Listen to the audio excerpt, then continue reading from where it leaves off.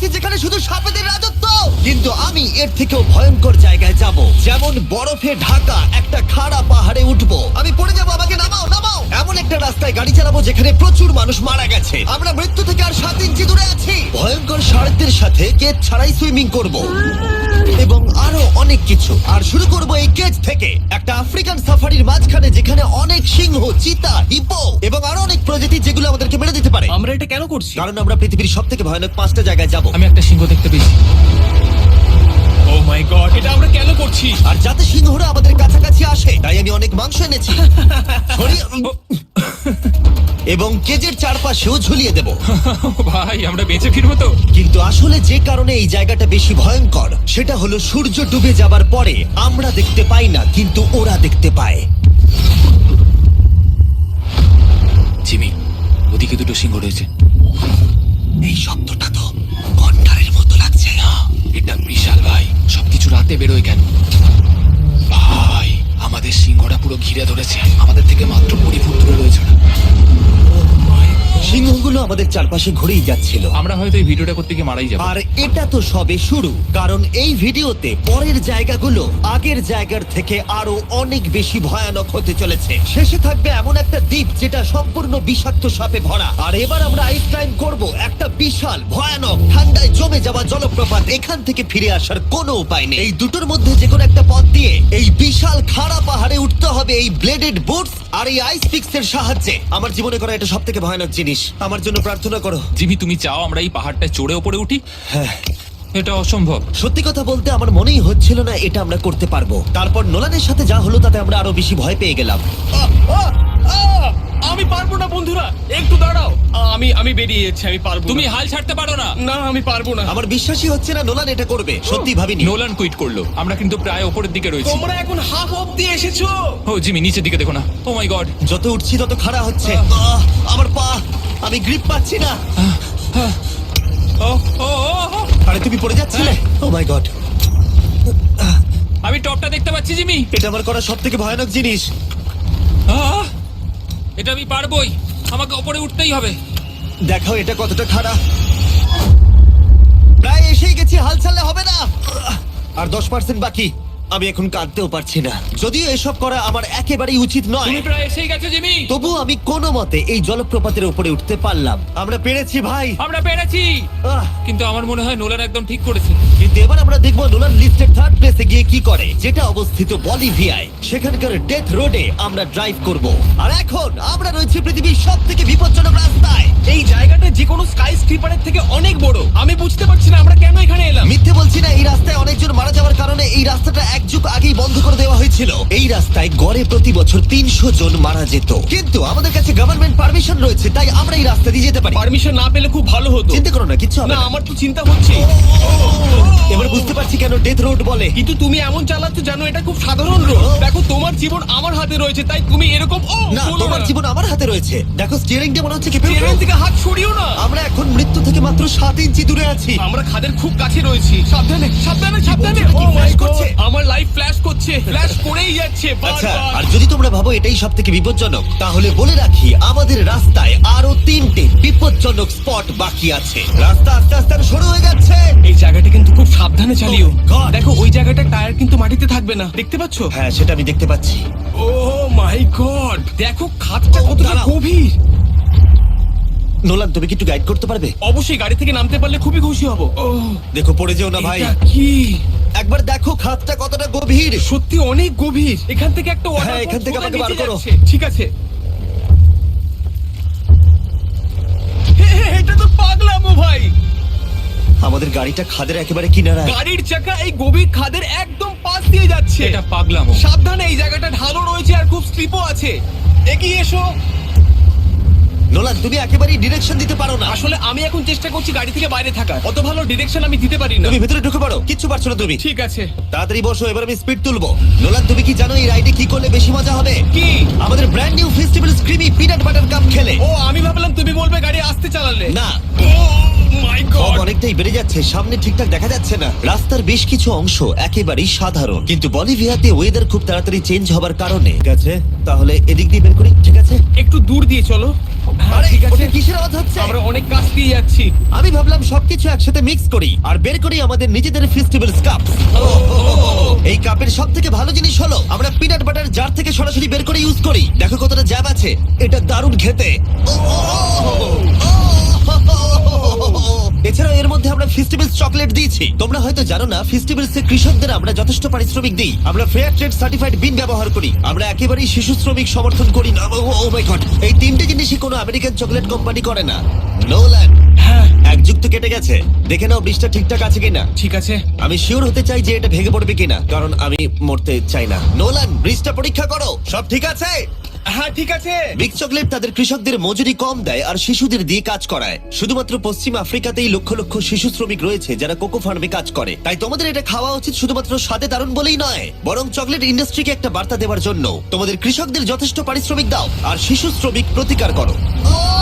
এটা তো পাগলামো ভাই। আমরা ডেথ রোড সার্ভাইভ করলাম। এখন অবধি আমরা সার্ভাইভ করেছি, কিন্তু পরের বোনাস প্লেসে কার্ল আর নোলান শার্কে ঘেরা সমুদ্রের একেবারে মাঝখানে যাবে। আর কিছু কারণবশত জলে কেজের মধ্যে থাকবো না। হ্যাঁ ইউজুয়ালি আমরা এটাই ব্যবহার করি, কিন্তু এবারে আর করব না। এখানকার শার্কগুলো অতর্কিতে আক্রমণের জন্য বিখ্যাত, আর এটাই এই জায়গাটাকে ইউএস এর সব থেকে বিপজ্জনক করে তুলেছে। বিশ্বাসই হচ্ছে না আমরা এটা করতে চলেছি। ও মাই গড, এগুলো তো অনেক বড় শার্ক। ও মাই গড।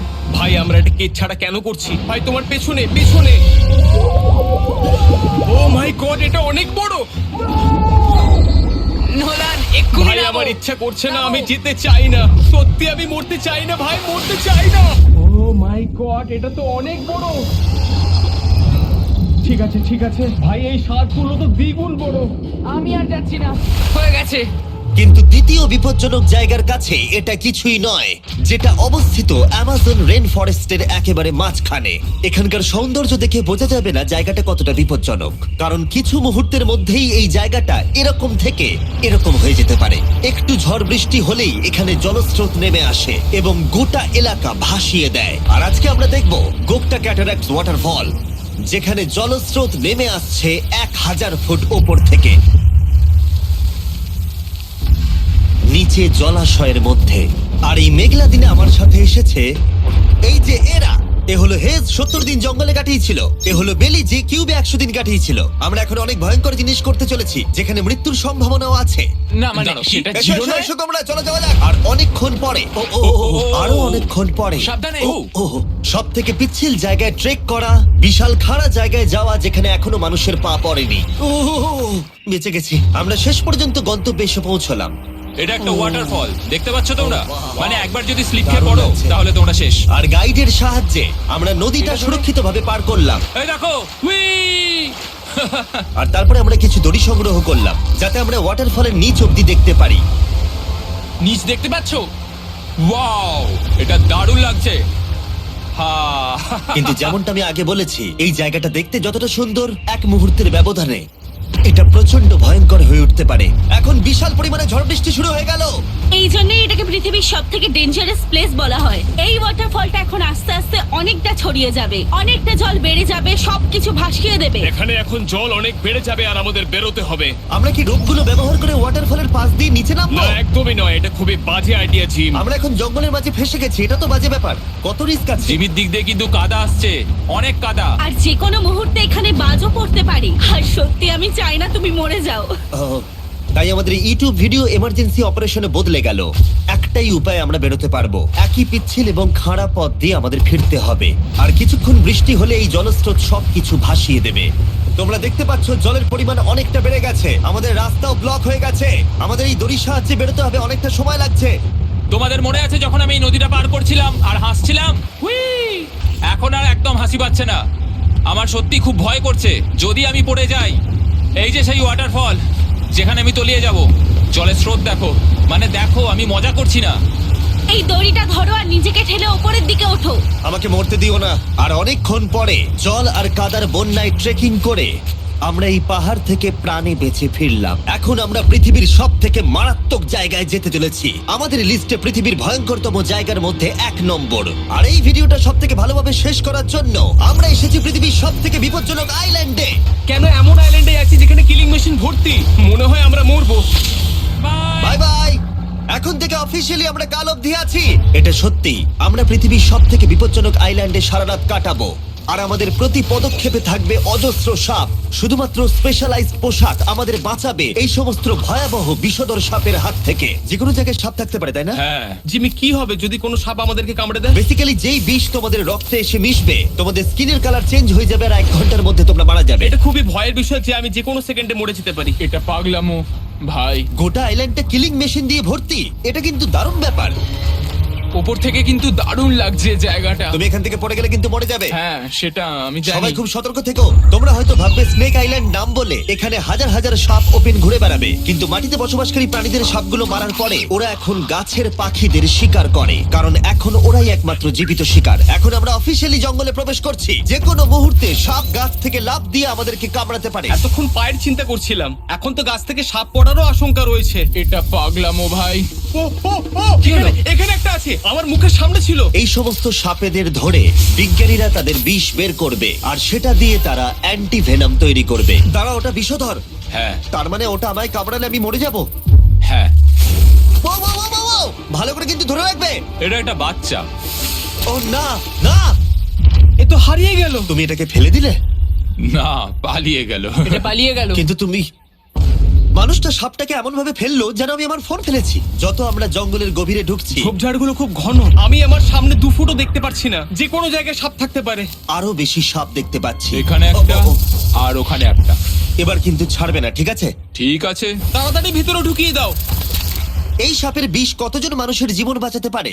প্রায় 1000 জনের। ও, এটা তো অসাধারণ। সারা বিশ্বের যত অ্যান্টিভেনম পাওয়া যায় তার 90% ব্রাজিল থেকেই পাওয়া যায়। তার মানে হলো যতগুলো সাপ আমরা ধরবো তত হাজার মানুষের জীবন বাঁচবে। জিমি, ওখানে আরেকটা সাপ রয়েছে। ও মাই গড, এটা তো বিশাল। আমরা অনেক খুঁজে পাচ্ছি, ওরা বাইরের দিকে তাই আসছে। দিনের বাকিটা সময় আমরা এই বিষাক্ত সাপগুলোকে ধরতে সাহায্য করলাম। এমনকি আমরা বিজ্ঞানীদের রিসার্চেও সাহায্য করলাম। দেখো, এই সাপটা মাটি থেকে 15 ফুট উপরে রয়েছে, আর সায়েন্টিস্টরা আমাদের গাছটাকে নাড়াতে বললো যাতে এটা নিচে পড়ে যায়।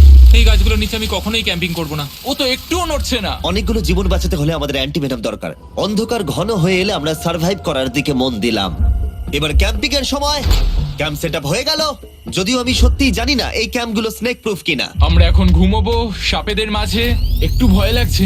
এখন আমরা ঘুমোবো আর আশা করব আমাদের টেন্টে কোনো সাপ ঢুকে পড়বে না। খুবই ভয় লাগছে। আমি বাড়িতে গিয়ে শান্তিতে ঘুমোতে চাই। তাই আমাদের মনে একটাই চিন্তা ঘুরপাক খাচ্ছিল, যত তাড়াতাড়ি সম্ভব এখান থেকে বেরোতে হবে। আমি শুধু বাড়ি যেতে চাই। একটা বিশাল আইস মাউন্টেনে ওঠা থেকে শুরু করে এমন রাস্তায় ড্রাইভ করা যেখান থেকে 1000 ফুট নিচে পড়ে যাওয়ার সম্ভাবনা আছে, শার্কে ঘেরা সমুদ্রের মাঝে সাঁতার কাটা কোনো কেদ ছাড়াই, এবং সবার শেষে আমরা স্নেক আইল্যান্ড সার্ভাইভ করেছি এবং কেউ মরেনি। দেখার জন্য ধন্যবাদ। তোমরা আমার brand new festival creamy peanut butter cup খেও এই রিটেলার গুলোতে পাওয়া যাচ্ছে। আমি চকলেট ইন্ডাস্ট্রিকে একটা বার্তা দিতে চাই, চকলেটের উৎপাদনকে সুরক্ষিত করো। ব্যাকের কিউআর কোড স্ক্যান করে শিখে নাও কিভাবে বিস্ট গেমস এর সিজন 2 এর বাকি 50টা স্পটে নিজের জায়গা করবে।